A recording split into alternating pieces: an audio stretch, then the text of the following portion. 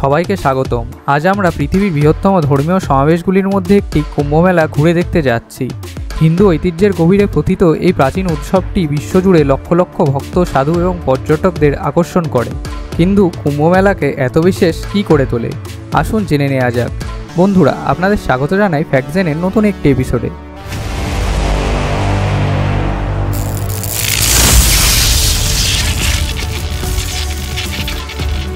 এটি জানতে গেলে প্রথমেই আমাদের জেনে নিতে হবে কুম্ভমেলার ঐতিহাসিক পটভূমি।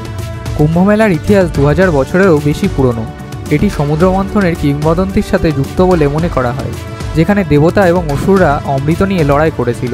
হিন্দু পৌরাণিক কাহিনী অনুসারে এই যুদ্ধের সময় ভারতের 4টি স্থানে অমৃতের ফোঁটা পড়েছিল: প্রয়াগরাজ, হরিদ্বার, নাসিক এবং উজ্জয়িন। এই শহরগুলি কুম্ভমেলার পবিত্র স্থান হয়ে ওঠে।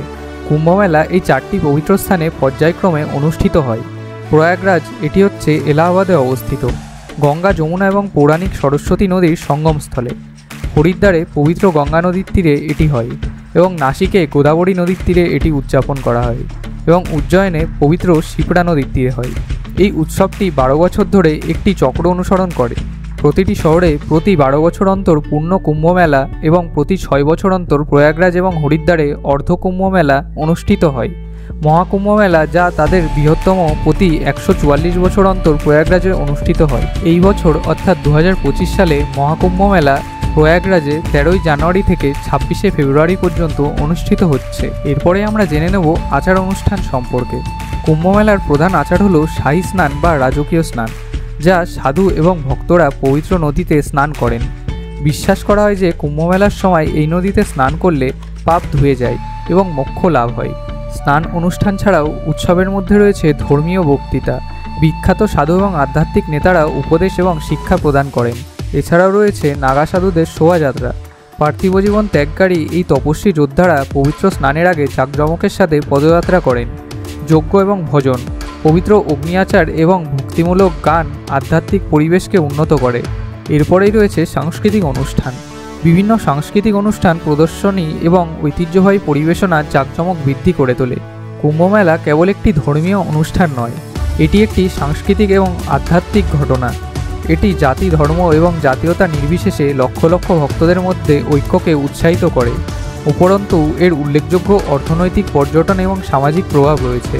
স্থানীয় অর্থনীতিকে চাঙ্গা করে এবং হিন্দু ঐতিহ্যের জন্য একটি বিশ্বব্যাপী প্ল্যাটফর্ম প্রদান করে। এই কুম্ভমেলা বিশ্বাস, ভক্তি এবং আধ্যাত্মিক জ্ঞানের প্রমাণ। আপনি ধর্মীয় পরিপূর্ণতা, সাংস্কৃতিক অন্বেষণ অথবা একটি বিস্ময়কর দৃশ্যের সন্ধান করুন না কেন, এই বিশাল উৎসবটি অবশ্যই অভিজ্ঞতা অর্জনের একটি অনুষ্ঠান। যদি কখনো সুযোগ পান তাহলে কুম্ভমেলার জাদু প্রত্যক্ষ করতে ভুলবেন না। কিন্তু এইবারের প্রয়াগরাজের মহাকুম্ভমেলায় অলরেডি 50 কোটিরও বেশি দর্শনার্থী ছাড়িয়ে গেছে। আপনার যদি সুযোগ হয়, আপনি অবশ্যই দর্শন করে আসুন। কুম্ভমেলার জগতের এই যাত্রায় আমাদের সাথে যোগ দেওয়ার জন্য আপনাকে ধন্যবাদ। বিশ্বজুড়ে সাংস্কৃতিক এবং ঐতিহ্য সম্পর্কে আরও আকর্ষণীয় অন্তর্দৃষ্টি পেতে আমাদের সাথেই থাকুন।